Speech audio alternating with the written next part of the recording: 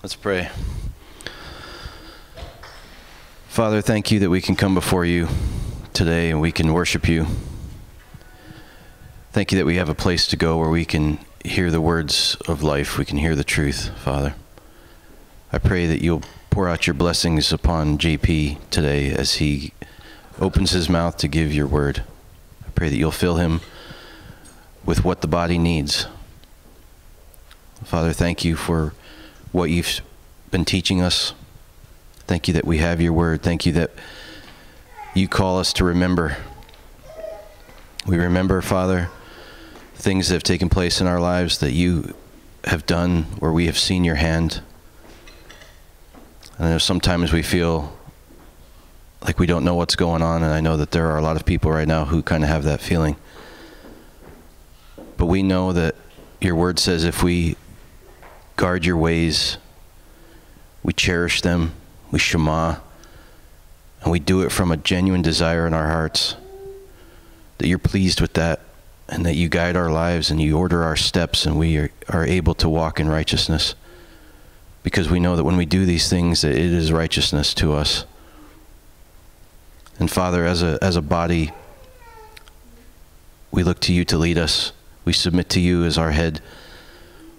And I just pray that you'll have mercy upon us, Father. Thank you for your loving kindness, for your mercy, for your compassion. You are a good Father. And I pray that you'll pick us up when we're down and we're feeling low. I pray for all those that are online, people that don't have fellowship to go to. I just pray that you'll allow them to just sense a special closeness to you today. And thank you for the little group that we have here, Father, people that are genuinely choosing to walk in your ways. I'm here because I choose you, Father. I choose to walk in your ways. I pray that you'll bless us all today. Draw near to us, Father. Thank you so much for loving us. In Yeshua's name, amen.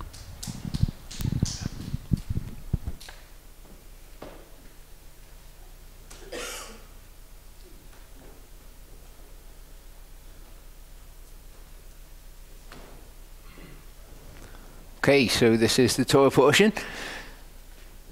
When you read that, you think it says Acharei Mot. That kind of makes sense, doesn't it? In Hebrew, I'm not going to go too much into this, but when you see a CH in Hebrew, don't pronounce it as a K sound. It's not a K sound. It's more accurate to pronounce it as a H sound, because it's actually a Chet. It's not a Ket. It's a Chet. It's like a H with a bit of a It's the letter that usually makes me do that. So it's Acharei Mot. Okay? There's no short O in Hebrew either. It's always a long O. It's Mot. So Acharei Mot is what it says. I'll keep it brief because the first part of this is quite in depth. I feel like this week just a huge piece of the scriptures has kind of just fallen into place, and a load of things have made sense in a way that they've not made sense in before, and I want to be able to explain that. So the first part's going to be fairly long, second part probably about normal length, third part pretty short. In the first part, what I want to look at is atonement, because it's the underlying theme of pretty much all of the scriptures. And I don't know, would it be fair to say, anyone put their hand up, can say that they understand what atonement is and what Yeshua did when he atoned for us? Well, that's what I want to go into. And in order to understand what atonement is, it's difficult to know which to explain first, whether to explain what atonement is or why atonement is necessary. We'll kind of come to the conclusion that if you can understand why atonement is necessary, then you can understand what it is. So, why was atonement necessary? This is the word Mishkan, okay? And it means dwelling place or tabernacle. Actually, more accurately, it means dwelling place, because it's actually from a root which means to dwell. And it's a place where Yehovah actually comes to live, basically, where he comes to abide. And he's got one on earth, and he's got one on heaven. And he actually comes into those places and he lives there. This is what the Strong's definition says. A residence, including a shepherd's hut, the lair of animals, figuratively the grave, also the temple, specifically the tabernacle, properly its wooden walls, dwelling place, habitation, tabernacle, tent. And it's not just something that's used of Yehovah.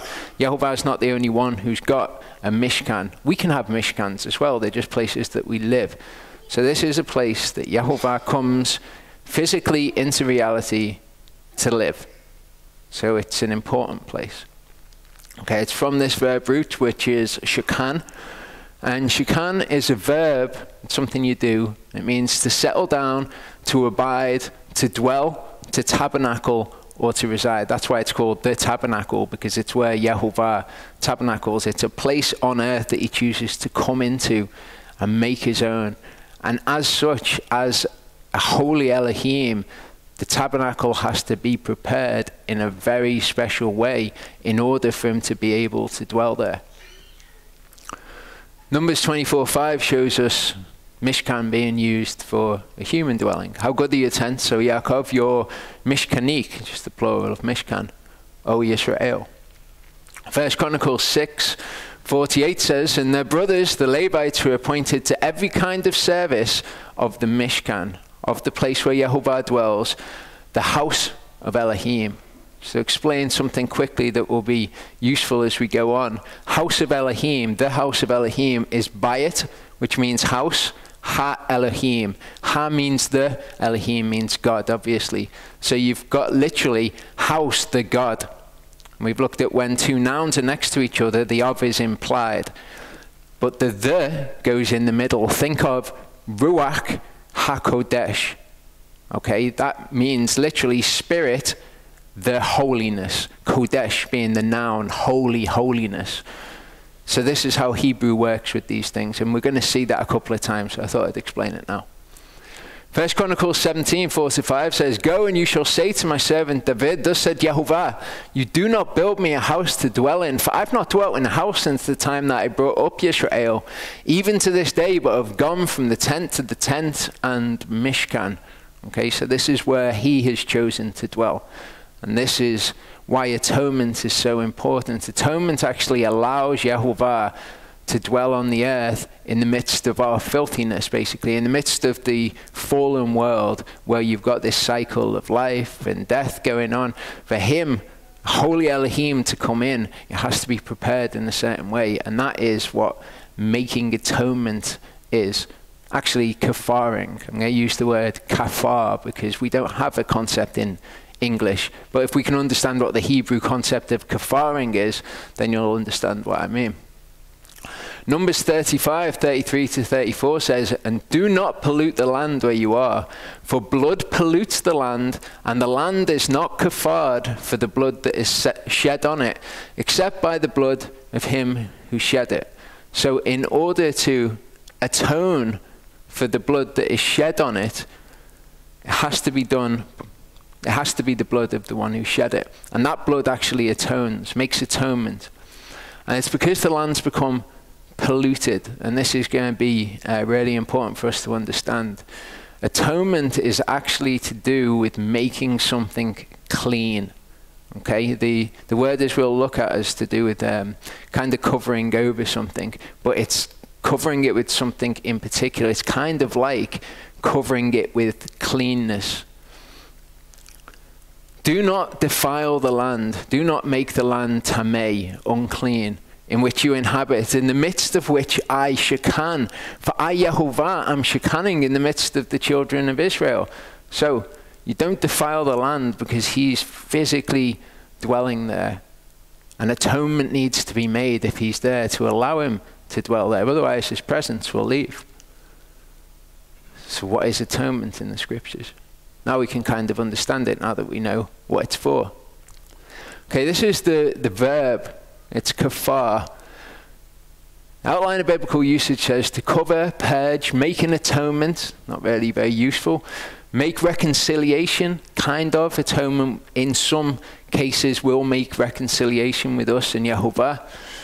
Cover over with pitch, which is because of one particular usage that we'll get to The definition says a primitive root to cover, specifically with bitumen, which again is the one we'll look at, figuratively to expiate or condone, to placate or cancel. And you find when you're looking into these things, you get a lot of words like, he is our expiation. And when you're trying to trace atonement from the Old Testament into the New Testament, it actually becomes very difficult. And I'll try to show you the way that you do that. Genesis 6:14 says, make yourself an ark of gopher wood, make rooms in the ark, and kafar it inside and outside with tar. So we've got this in its literal meaning here. It's real world sort of meaning of to cover something. In its ritual meaning almost, its meaning theologically to Yehovah, it kind of means cover, but it's got this extra dimension, which is to make it clean. So here's a word, kofar, which is also used in that verse. It's the noun form of to cover over. So it's kind of like a covering, we might call it. But it's used as ransom or bribe. When a ransom is paid, or the price of a life, that's the word that's used. It also says asphalt pitches a covering. Because it's used here, it says kafara inside and outside with kofar, with this covering. And this is kind of a picture of what we're going to see today on the Day of Atonement, of making atonement for the ark with this covering. Exodus 29:35-37, this is what we looked at when this was leading to the 8th day. The 7 days when the priests were all prepared to be able to go into the tabernacle and serve. And so you shall do to Aharon and his sons according to all that I have commanded you. 7 days you shall ordain them. Prepare a bull each day, a chata'at for Kippur. Kippur, the noun, which is the name for the concept, atonement. You can make atonement, that's a verb. The noun for it is atonement, and it's Kippur. It's actually a word that only appears in the plural in the Hebrew, so it's actually Kippurim. And you shall cleanse the altar when you kafar for it. So this is what it's about. It's about making the altar clean, because remember, Yehovah was going to appear there. You shall anoint it to set it apart. For 7 days you shall kafar for the altar and set it apart, and the altar shall be holy of holies. Whatever touches the altar is to be set apart. So we've got these two things. When you've made atonement for something, it's been made clean. And then from that point, you can make it holy. It's holy and it's set apart then. It's not just in the world and clean, it's set apart. Ezekiel 43:24-27, we see something happening very similar to this event that we saw leading up to the 8th day, but this is in the context of the millennial kingdom. This is when there has been, this is the time of reformation, the reforming of the Levitical system, where we see things done very slightly differently. It says, and you shall bring them before Yehovah, and the priest shall throw salt on them and offer them up as an olah to Yehovah. Prepare a goat for a chata'at daily for 7 days, not a bull this time, a goat. Prepare a young bull and a ram from the flock, perfect ones. For 7 days they shall kafar for the altar and cleanse it and ordain it. You're always going to see this when atonement is made for something. It's to do with cleansing it. And when these days are completed, it shall be on the 8th day, Shmini. Thereafter the priests make your olot and your shlamim on the altar, and I shall accept you, declares the Master Yehovah. Exodus 30:7-16, it says, Aharon shall katar on it sweet incense morning by morning. This is the golden altar of incense. There was the altar outside the tabernacle where the animal sacrifices were done. Then once you go into the holy place, there's the golden altar, and that is before the veil, which is round the Holy of Holies, the most holy place. As he tends the lamps, he shall katar incense on it, offer up the incense. And when Aharon lights the lamps between the evenings, he shall katar incense on it, a continual incense before Yehovah throughout your generations. Do not offer strange incense on it, or an olah, or a mincha, and do not pour a drink offering on it. So it's not for burnt offerings or ishas. And Aharon shall kafar upon its horns once a year with the blood of the sin offering, the chata'at of atonement. And this is what we're going to see on the Day of Atonement. Once he's come out of making atonement for the Holy of Holies, he will do this on the altar. Once a year, he kafars upon it throughout your generations. It is Kodesh, Kadashim to Yehovah. Yehovah spoke to Moshe saying, when you take the census of the children of Israel to register them, then each one shall give an atonement for his life. Actually, a ransom for his soul is literally what it says, this covering. So what we can see is that making atonement for something, it's not just something that priests will do. It's something that can be done, in fact, by us. We can have this covering for our soul to Yehovah. When you register them, so there is no plague among them when you register them. Everyone among those who are registered is to give this. Half a shekel according to the shekel of the set apart place. 20 geras being a shekel. The half shekel is the terumah to Yehovah. Everyone passing over to be registered from 20 years old and above gives a terumah to Yehovah. Okay, and this is the census, isn't it? To be registered is to be numbered. This is where David was tempted by Hasatan to take a census without this having been done. So there was no covering. They were not clean before Yehovah in order to be counted as part of Israel. They were not acceptable before him, and he counted them anyway. The rich does not give more, and the poor does not give less than half a shekel when you give a terumah to Yehovah to kafar for your souls, atone for your souls. And you shall take the silver for the kippur from the children of Israel and give it for the service of the tent of meeting, and it shall be to the children of Israel for a remembrance in the presence of Yehovah to kafar for your souls. When we come to this is the verse that Charlie mentioned last week that I'd be covering. When the days of her cleansing are complete, for a son or a daughter, she brings to the priest the lamb a year old as an olah, and a young pigeon or a turtle dove as a cheta'at to the door of the tent of meetings. This is the woman who's had the child. After the days of her cleansing are complete, then she brings something. He shall bring it before Yehovah and kafar for her, and she shall be cleansed from the flow of her blood. So these offerings are for her cleansing. They're not for specific sins that the person might have done that they then need to make up for, which is kind of what we think of when we think of making atonement. It's actually for her cleansing, and it's all to do with this realm in which we dwell, which is unclean, and there's life and there's death in there, and the creation has been corrupted, subject to futility, as Paul says in Romans. And because of this, these offerings are necessary in order to make you clean and acceptable before Yehovah. Sin is what corrupts the world, isn't it? Okay, sin was the reason that death has entered into the creation.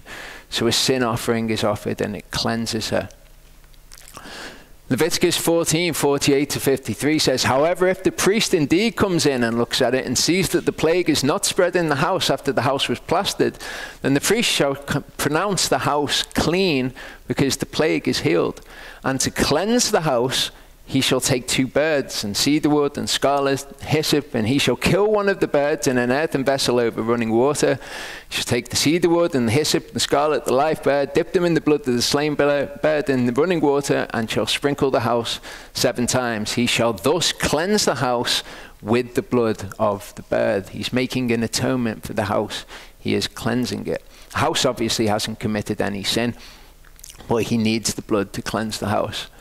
And he shall let the live bird loose outside the city in the open field, and kafar for the house. He's got to make atonement for the house. Again, the house hasn't done anything wrong, but he needs to cleanse the house, and it shall be clean. Okay, all the way through the laws of clean and unclean, you've got these atonements being made. Some things, it just says, wash your body, and then you'll be unclean until evening. But certain things, in fact, most things, almost everything, as it says in Hebrew, according to the Torah, is cleansed with blood. Okay, so kippur, the noun. Masculine noun means atonement. Again, unless you know what atonement is, this is worth virtually nothing to you. Here we've got it talking about something we're going to see today. On the 10th day of the 7th Chodesh is the Day of Atonement. Okay, again, the Day of Atonement is like the Spirit of Holiness. Yom HaKippurim says day, the atonements, basically. Okay, but it's rendered in English as the Day of Atonement. It shall be a set-apart gathering for you. You shall afflict your souls and shall draw near with an Isha to Yehovah. We've got this word which we need to understand as well, kaporet. Okay, and the kaporet is the mercy seat, or perhaps more accurately, the place of atonement. And this is the most holy place that has ever existed on the earth. And that's because Yehovah actually appears above the mercy seat. So it's actually called the place of atonement. It's where atonement needs to be made on that one day of the year, even though Yehovah is in the Holy of Holies, really quite far separated from the uncleanness of the world. Just in order for him to dwell there all of the time, atonement has to be made once a year, and the high priest has to come in and put the blood on and atone for it and cleanse it so that he can stay there. Exodus 25 verse 17 says, you shall make a place of atonement, a kaporet of clean gold, 2.5 cubits long and 1.5 cubits wide. This understanding of what making atonement is interesting for us to understand what was happening when Yehovah would wipe people out with plagues. Okay, when they were in the wilderness, when something went wrong, he wiped them out with plagues, didn't he? Psalm 78, 25 to 38 talks about when they had the quail, when they were complaining about the manna and they got the quail. Men ate bread of angels. He sent them provisions to satisfaction. He made an east wind blow in the heavens, and by his power he brought the south wind. He rained meat on them like the dust, and winged birds like the sand of the seas, and let them fall in the midst of his camp, all around his Mishkan. Again, so it's this particular word that is used all around the place where he dwells. So they ate and were completely satisfied, for he brought them what they desired. They had not turned away their desire. Their food was still in their mouths when the wrath of Elohim came against them. He slew among their fat ones, and he struck down the choice ones of Israel, which is language that we would expect of kind of sacrifices, isn't it? The best, the choice ones, the fatlings of Bashan, the best that would be offered to Yehovah. Interesting language. It says, in spite of all this, they still sinned and did not believe his wonders. So he ended their days in a breath and their years in trouble. When he slew them, they sought him. And they returned and did earnestly seek Ale. And this was the reaction that so many people have. Something's going wrong, better turn back to Yehovah and, seek his face. However, when they remembered that Elohim was the rock and the Most High Ale, their Redeemer, but they flattered him with their mouth, they lied to him with their tongue, because that's not really where their heart's right. It was just because something had gone wrong, they turned back to him. For their heart was not steadfast with him, and they were not true to his covenant. But he, the compassionate one, atoned for, or kafared, iniquity. He did not destroy them, and many times he turned his displeasure away, did not stir up all his wrath. So he's killing them, and this is making atonement for the sin of the other people in the camp. So, understanding now what making atonement is, we can find out some pretty interesting things, because we know, don't we, that there are 3 tabernacles. There's a tabernacle on the earth, one in heaven, and us corporately and individually as temples of the Ruach. An atonement has to be made in each of those places, according to the sacrifices that we saw at the beginning of the book of Leviticus, because every single one of those sacrifices is used to make atonement, to cleanse us. Leviticus 1 verse 4 says, he shall lay his hand on the head of the olah, and it shall be accepted on his behalf to kafar for him. Okay, so burnt offering will make atonement, or will cleanse you, put the covering of cleanliness over you. 1 Samuel 3:11-14 says, and Yehovah said to Shemuel, see, I am doing a matter in Israel at which both ears of everyone who hears it shall tingle. In that day I shall confirm against Eli that I have spoken, all that I have spoken concerning his house from beginning to end. For I have declared to him that I am judging his house forever for the iniquity which he knows, because his sons cursed Elohim, and he did not rebuke them.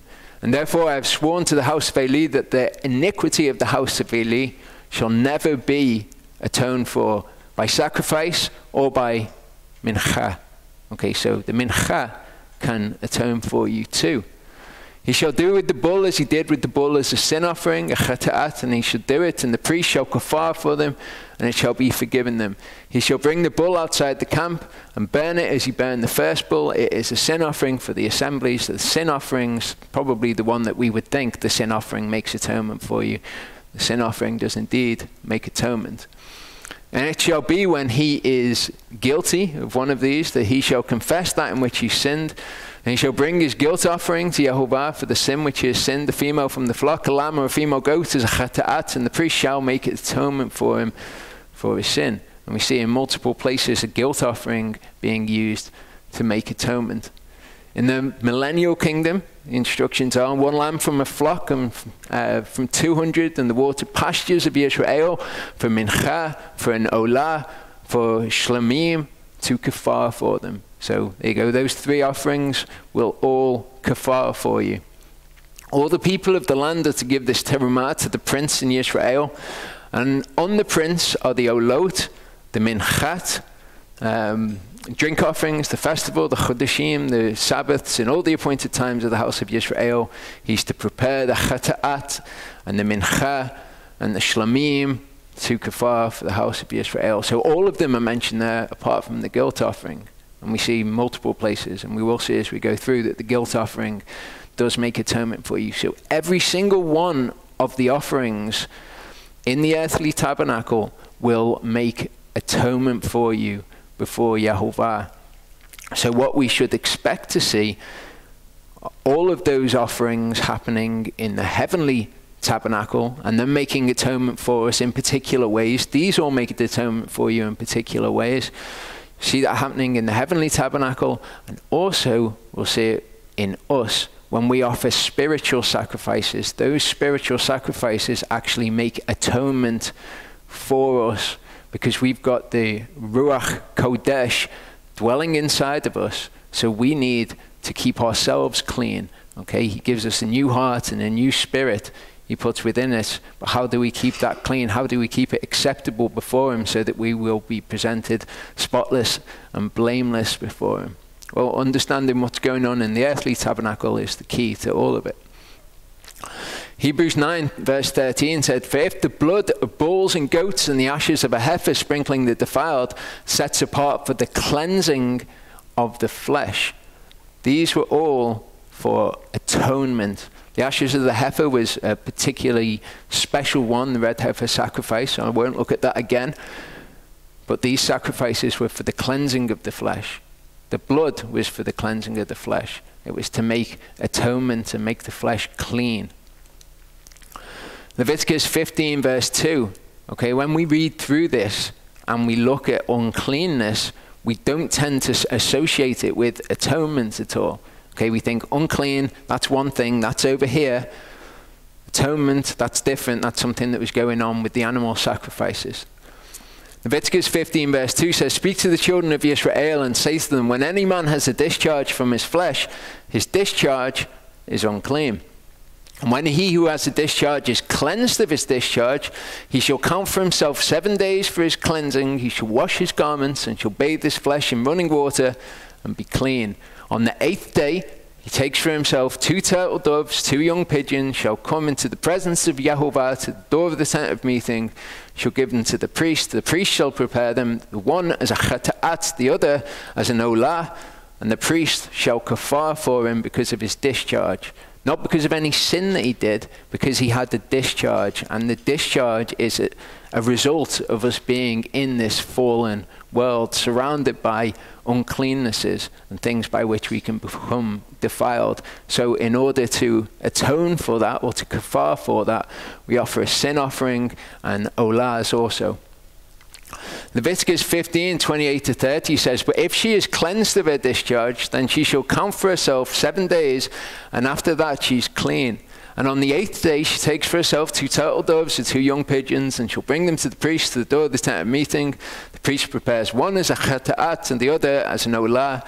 The priest shall kafar for her in the presence of Yehovah for the discharge of all her tumah. This is a word that we're going to see numerous times, the tumah of the children of Israel.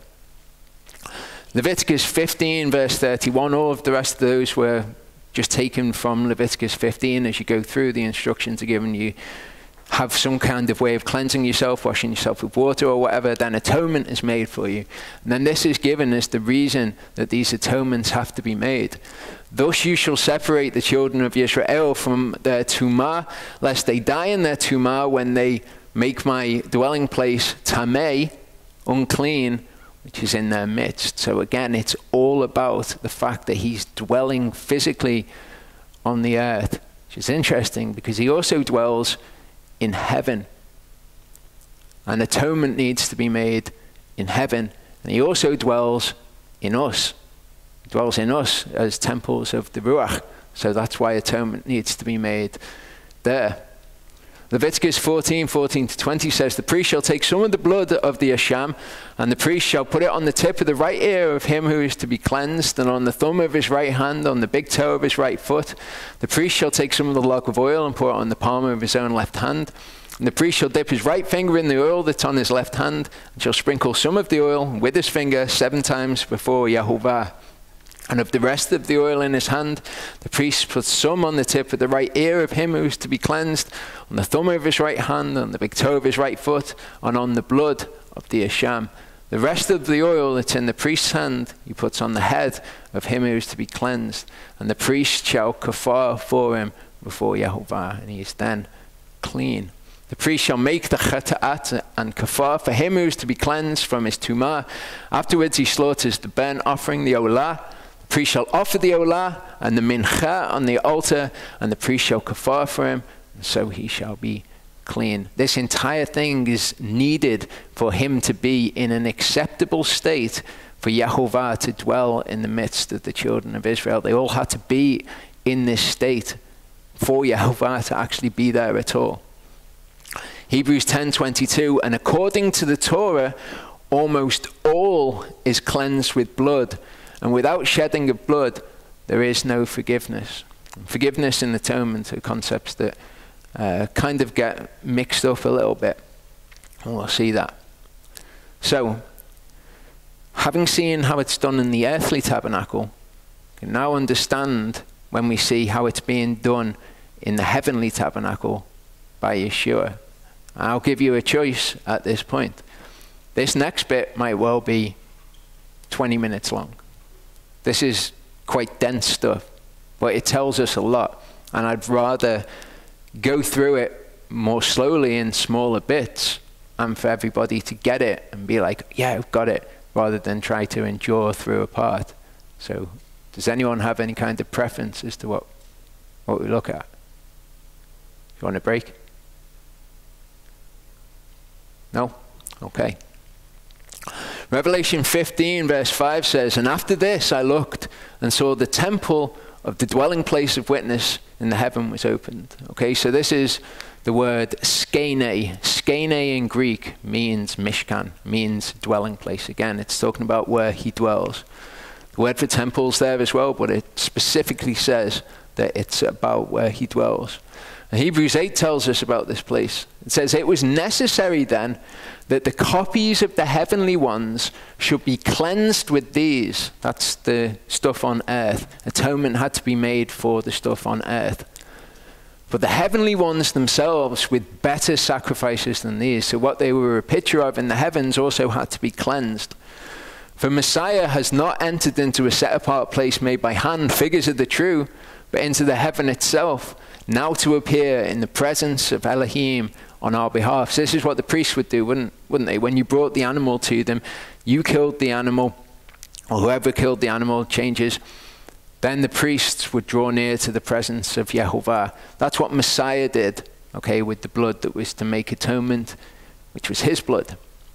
Hebrews 9, 11 to 14 says, but Messiah, having become a high priest of the coming good matters, through the greater and more perfect skene, Mishkan, not made with hands, that is not of this creation, entered into the most set apart place once for all, not with the blood of goats and calves, but with his own blood, having obtained everlasting redemption. For if the blood of bulls and goats and the ashes of a heifer sprinkling the defiled sets apart for the cleansing of the flesh, how much more shall the blood of Messiah, who through the everlasting Spirit offered himself unblemished to Elohim, cleanse your conscience from dead works to serve the living Elohim. So this is what atonement is made for in the heavenly realm. And we need to understand this word. As I said, it's very difficult to trace atonement through from the Old Testament to the New Testament, because what you tend to get, this word hilasmos, an appeasing, propitiating, the means of appeasing, propitiation. And a lot of the New Testament, when you read it, you think, this is just new doctrine that's being taught here. But none of it is new doctrine at all. All of it is the Torah. And what we need to do is understand. So when it says things like, he is a propitiation for our sins, we need to understand what it's actually saying, because it's all just the Torah, every single bit of it. Daniel 9, 9 to 10 says, to the Lord our God are the compassions, and then it uses the word hilasmos in the Septuagint, for we separated from Yehovah. Okay, so it talks about this separation, which atonement is needed to bridge the gap, basically. This is what it says in the Septuagint. I'll show you what it says in the Hebrew, because they're taking the implication of atonement. We hearken not to the voice of Yehovah our God to go by his laws which he executed before our face by the hands of his bondsmen, the prophets. Okay, but Septuagint, when you to recognize the word hilasmos, is atonements. In the Hebrew, it says, to Yehovah our Elohim are the compassions and forgivenesses, for we have rebelled against him, not separated from him. It's different. Okay, he's forgiven us because we've rebelled against him, not he's made atonements for us because we're separated from him. Theologically, very different. And we have not obeyed the voice of Yehovah our Elohim to walk in his Torah, which he set before us through his servants, the prophets.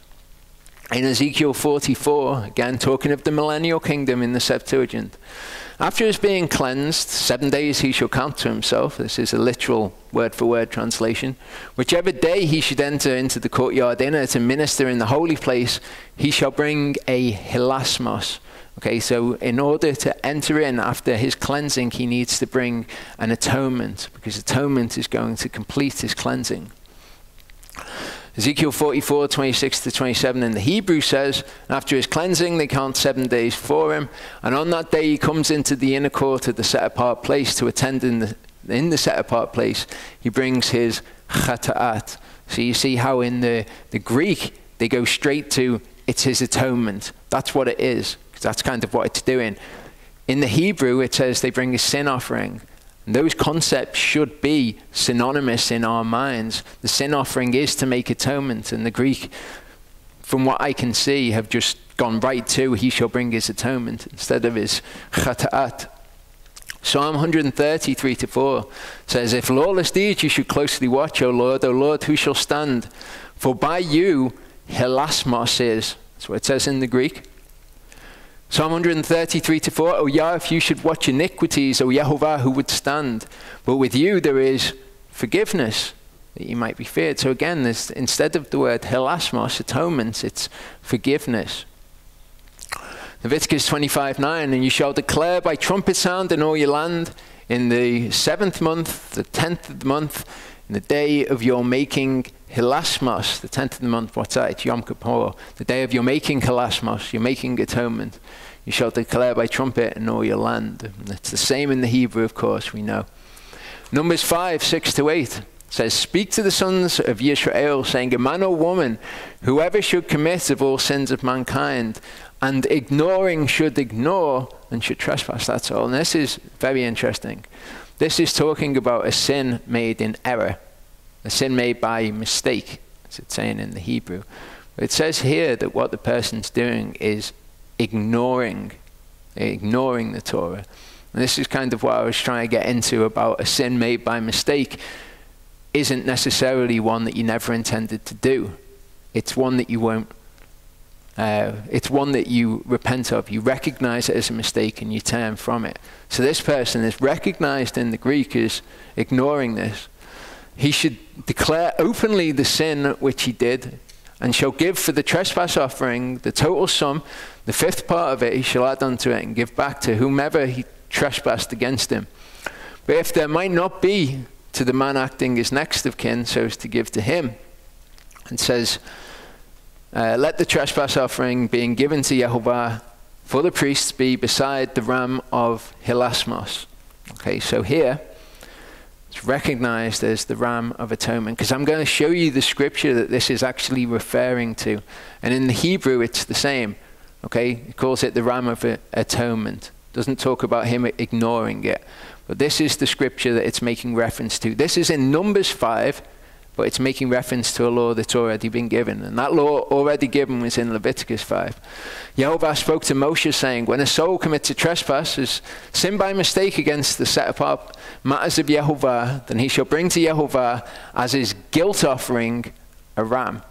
Or it called it the ram of hilasmos, the ram of atonement. It even called it the ram of atonement in the Hebrew as well. Here it's just the guilt offering. These things should be interchangeable in our mind. When we hear about a guilt offering being brought or whatever, we should just think, well, that's the means of atoning. It's the means of us coming back and being acceptable to Yehovah. He should make good for the sin he's done, and he should add 1/5 to it and give it to the priest. The priest shall make atonement for him with the ram of the guilt offering. And then it's just condensed in the Greek and in the Hebrew to the ram of atonement. In Amos 8:4, it says, the one swearing by an oath according to the hilasmos of Samaria. Okay, the atonement of Samaria is what it says in the Greek. But in the Hebrew, it says those swearing by the guilt of Shomeron. So what's going on there? Well, we can see that it refers to the atonement. Sometimes when it refers to the atonement in the Greek, it's referring to an actual offering in the Hebrew. Well, ashma, just like asham, can mean guilt. It can also mean guilt offering. So from understanding that it's saying atonement in the Septuagint, we can see that this has actually been incorrectly translated, and it should be so those swearing by the guilt offering of Samaria. So we get now to the New Testament. Now that we see how hilasmos is used throughout the Septuagint and its meaning atonement, now we can understand it in its context in the New Testament. The verses that I'm going to put up, as usual, are going to be taken from the ISR version. And they actually do a pretty good job with translation. My little children, I write this to you so that you do not sin. If anyone sins, we have an intercessor with the Father, Yeshua Messiah, a righteous one. And he himself is an atoning offering. He himself is a hilasmos for our sins. Most translations are going to say something like, he himself is a propitiation for our sins. And you think, what on earth is a propitiation? And you go to Strong's, to Blue Letter Bible, and it doesn't really tell you anything. It says an appeasing or a propitiation. It's an atoning offering. That's what it is. This is theologically significant because it's telling us that he atones. And now that we understand what it is to make atonement, we can understand exactly what Yeshua was to us. 1 John 4:10 says, in this is love, that we have loved Elohim, not that we've loved Elohim, but he's loved us and sent his son to be a hilasmos for our sins. So he's the hilasmos. The hilasmos, the atoning offering, is kind of like, as we've seen, a catch-all term for the animal sacrifices, for each offering. And he wasn't just an atoning offering umbrella term, he was also each one of the offerings. Okay, this word is hilasterion. This says an expiatory place or thing, i.e. concretely an atoning victim, or specifically the lid of the ark in the temple.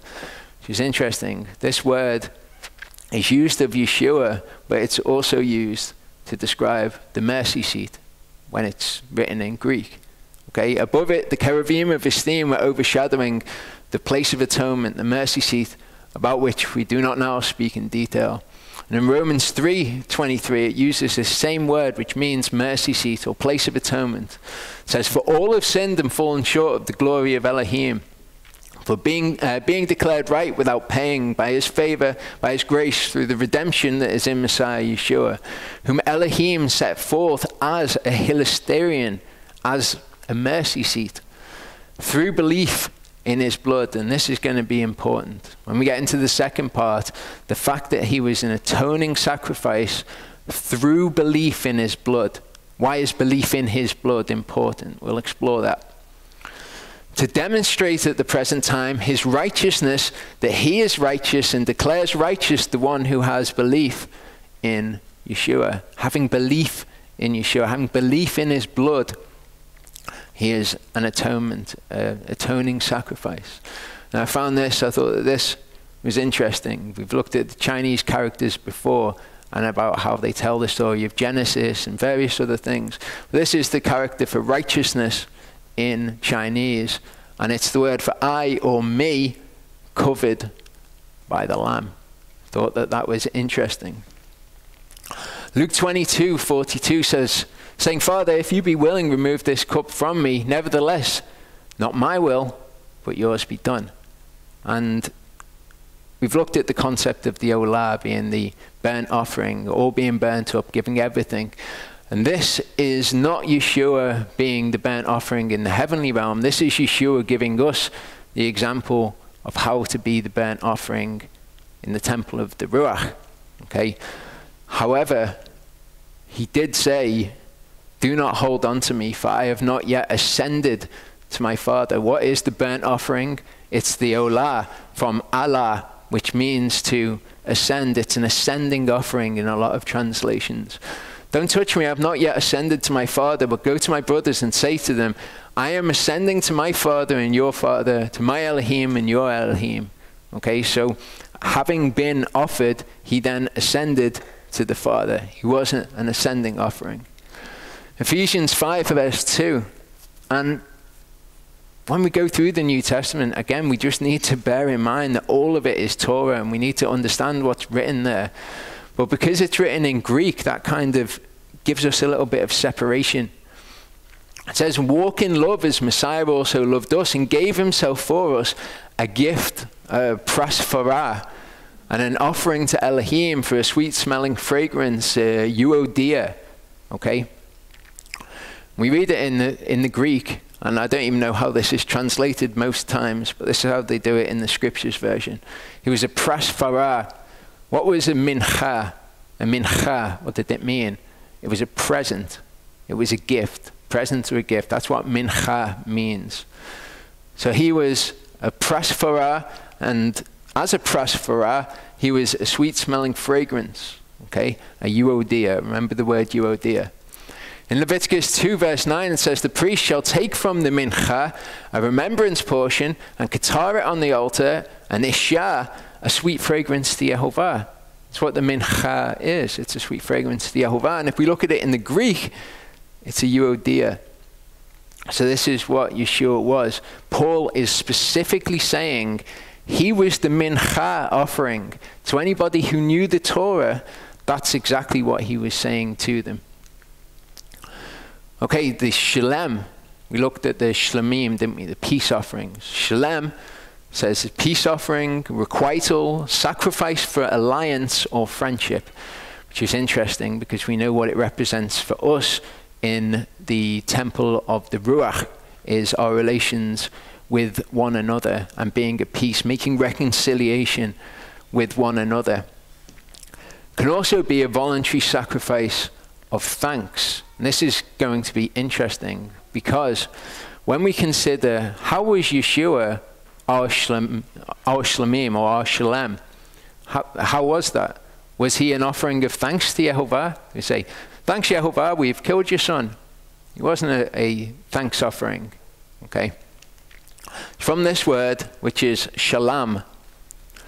Shalom, to be in, it's a verb, it's something you do, to be in a covenant of peace or be at peace, to make peace with, to be complete, to be finished, which is actually what I would suggest that Yeshua was making reference to when he said it is finished, rather than that's something that they said when they were in the temple. I've never been able to find a source for that. It's just something that I heard somebody say once, and I believed that for a long time.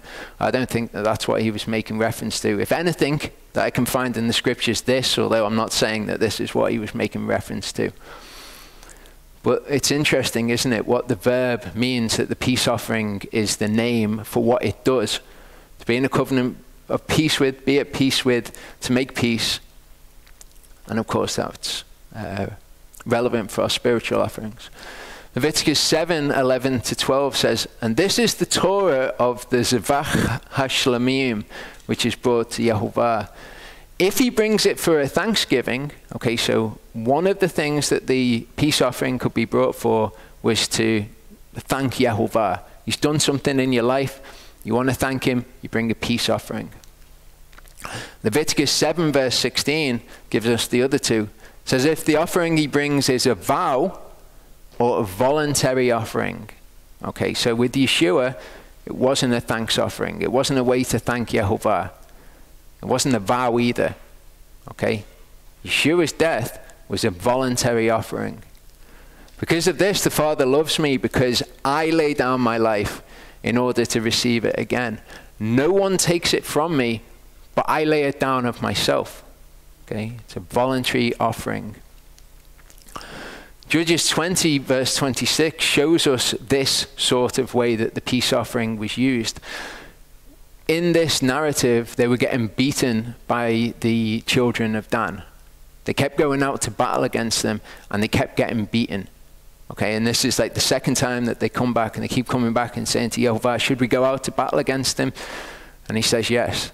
This time they return. All the children of Israel, even all the people, went up and came to Bethel and wept and sat there in the presence of Yehovah, fasted that day until evening, and they offered olot and shlamim before Yehovah. Okay, it was to make peace, make reconciliation with him. That's what they were trying to do here. Now, this is the Greek word for peace. It is eirene. Eirene. I'll point this out. It says the way that leads to peace or salvation. And this is very interesting because in the Septuagint version, we've got two words that are used for peace offering. One of them means salvation offering, and one of them means more commonly peace, to do with peace. But this actually links the two of them together. And then we've got this, eirenikos. Eirenikos means relating to peace, peaceable, pacific, as in pacifying, loving peace, bringing peace with it, peaceful or salutary. This is the word that's used in the Septuagint when it's not a salvation offering for peace offering. So when you see the word eirenikos, it means peace offering, or it used to mean peace offering. 1 Samuel 10:8, okay, they went whole burnt offerings and eirenikos, peace offerings. Okay, again, peace offerings, eirenikos in 2 Samuel 6:17. In Deuteronomy 2:26, we see eirenikos used in a very interesting concept when we consider us making eirenikos with one another. Okay, when we make peace offerings to one another. I sent ambassadors from the wilderness of Kedemoth to Sihon, king of Heshbon, with peaceable words, with eirenikos words, peace offerings, words of peace offerings. Genesis 37:4 about Joseph says, and his brethren, having seen his father loved him more than all his sons, hated him and could not speak any eirenikos to him. Psalm 120:7, I was eirenikos among them that hated eirene. I was peaceable to those who hated peace. But again, it's this word for peace offering, and this is what we do in us as the temple of the Ruach. This is a word we'll be familiar with, shalom. Okay, shalom is a noun. It's a name for the concept peace. Interestingly, it can refer to peace, friendship of human relationships, okay, as well, which is why I rendered it as sacrifices of shaloms. It kind of makes sense like that. Ephesians 2:13-17 shows us how Yeshua is our peace offering, or an aspect of it. But now in Messiah Yeshua, you who were once far off have been brought near by the blood of Messiah. And we looked at how this is all temple talk, drawing near with blood. For he is our Acharei, who is made both one, having broken down the partition of the barrier, having abolished in his flesh his sarks. And we're going to look at that in the second part about how that means us as a body. The enmity, the Torah of the commands in dogma, so as to create in himself one new man from the two, thus making Acharei. To completely reconcile. To completely reconcile is a verb. Apokatalasso. To apokatalasso, both of them unto Elohim. So to make reconciliation, to completely reconcile. Katalasso means to reconcile. Apokatalasso means to completely reconcile. In one body through the cross, again, us is the body of Mashiach. Having destroyed the enmity by it, he made Acharei, having destroyed the enmity. Okay, this is what making peace is. And having come, he brought as good news, Acharei to you who are far off, and Acharei to those near. So apokatalasso, to reconcile completely, to reconcile back again, from katalasso, and katalasso means to reconcile. So we're going to see these words in the New Testament. And then when we see these words, we go, that's the peace offering. That katalassoing, or the apokatalassoing, with us and Elohim is the peace offering. Colossians 1:17-23 says, he is before all, and in him all hold together. He is the head of the body, the assembly, who is the beginning, the firstborn from the dead, that he might become the one who was first in all. For it pleased the Father that in him should all fullness dwell, and through him to apokatalasso all to himself, whether on earth or in the heavens, having made peace, Acharei poieo, through the blood of his cross. Okay, so through his blood, which makes atonement for us. How does it make atonement? As a peace offering. What is the result of that? He apokatalassoed us to himself. He made this reconciliation. And you who once were estranged and enemies in the mind by wicked works, but now he is apokatalassoed in the body of his flesh through death, to present you set apart, blameless, unreprovable before him. And those sort of phrases are things that we'll understand when we get into the second part. How are we to be presented spotless and blameless before him? And are these just flowery words, or are they the Torah being explained? If indeed you continue in the belief, founded and steadfast, and are not moved away from the expectation of the good news. Okay, so this word is katalage, and it's a noun. Okay, you've got to reconcile is a verb. If you reconcile something, you're doing something. If you make peace, or reconciliation is a concept, isn't it? To reconcile is a verb, reconciliation is a noun. So katalage, when we see that, that's referring to having made reconciliation. Adjustment of a difference, reconciliation, restoration to favor. And again, when we see these things, when we go to Strong's, we think, what does it actually mean though? Is this just completely new stuff to the Torah? Okay, exchange, figuratively adjustment, i.e. restoration to the divine favor, has the word atonement here, reconciliation. But it's not atonement generally. It is a specific type of atonement through the peace offering. So they kind of get it right on these sort of things, but we need to understand it. 1 Corinthians 7 verse 11 said, but if she is indeed separated, let her remain unmarried or be katalassoed with her husband. So we see your regular everyday usage of this word. Okay, let her be katalassoed with her husband. Romans 4:20-5:11 says, he did not hesitate about the promise of Elohim through unbelief. This is Abraham. But was strengthened in belief, giving esteem to Elohim, and being completely persuaded that what he had promised he was able to do. Therefore, it was reckoned to him for righteousness, his belief being reckoned to him as righteousness. And not because of him alone was it written that it was reckoned to him, but also because of us, of whom it shall be reckoned to us who believe in him, who raised up Yeshua our Master from the dead, who was delivered up because of our trespasses and was raised up for us to be declared right, for this reconciliation to be made. Therefore, having been declared right by belief, we have Acharei with Elohim through our Master Yeshua Messiah. You read that, and if you don't know what the Torah says, you think, well, how do we have peace with Elohim? Do we have peace? Is that theologically sound? Is that actually scriptural that we would have peace? It's talking about him as an offering for reconciliation, through whom also we have access by belief into this favor in which we stand, and we exult in the expectation of the glory of Elohim. And not only this, but we also exult in pressures, knowing that pressure works endurance, and endurance approvedness. It makes you approved before Elohim, and approvedness, expectation. And expectation does not disappoint, because the love of Elohim has been poured out in our hearts by the set-apart Spirit, which was given to us. Hold on to that set-apart Spirit in our hearts. For when we were still weak, Messiah in due time died for the wicked. For one shall hardly die for a righteous one, though possibly for a good one someone would even have the courage to die. But Elohim proves his own love for us in that while we were still sinners, we're not still sinners now, while we were though, Messiah died for us. Much more then, having now been declared right by his blood, again, it's atonement that's being talked of here, we shall be saved from wrath through him.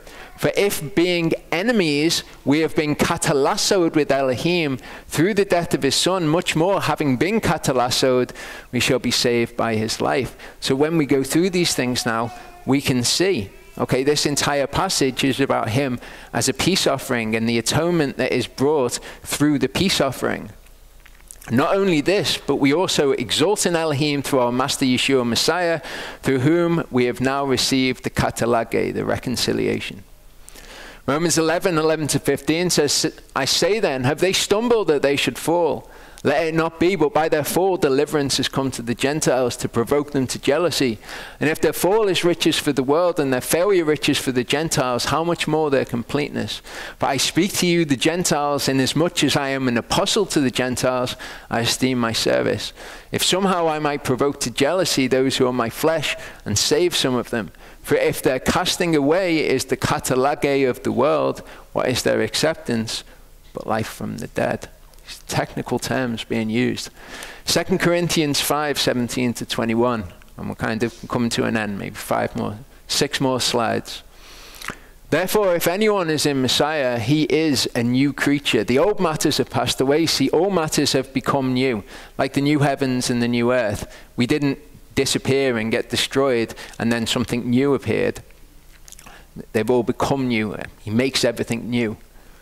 All matters are from Elohim, who has katalassoed us with himself through Yeshua Messiah and has given us the ministry of katalage, reconciliation. That is, that Elohim was in Messiah katalassoing the world unto himself, not reckoning their trespasses to them, and he has committed to us the word of katalage.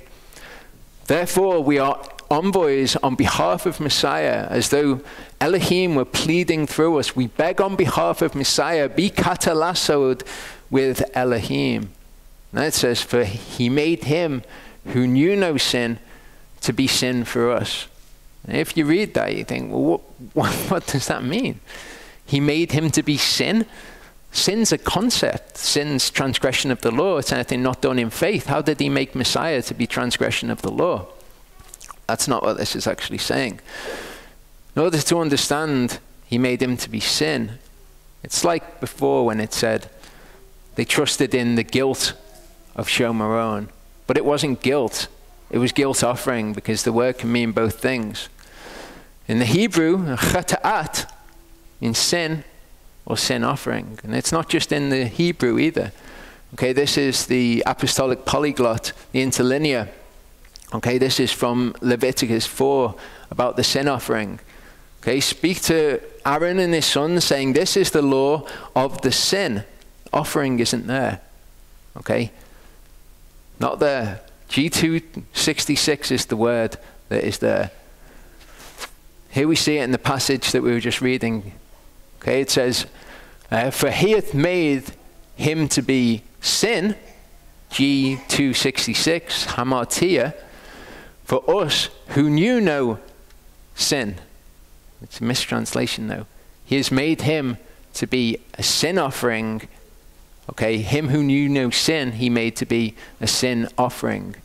And we know from the Torah, as we saw before, that the chata'at is something that the priest makes atonement for him, and his sin shall be forgiven him. We looked at that as we were going through it, the sin offering. Okay, the priest will make atonement for him. Yeshua made atonement for us. He cleansed us, and we shall be forgiven of the sin. So this is how he was the sin offering. And finally, Isaiah 53 verse 10 just lays it out there, really easy for us to understand.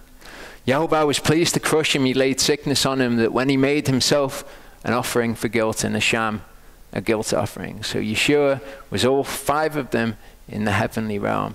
What we're going to look at is us making atonement for ourselves as temples of the Ruach in the realm of the Spirit. We'll look at that in the second part.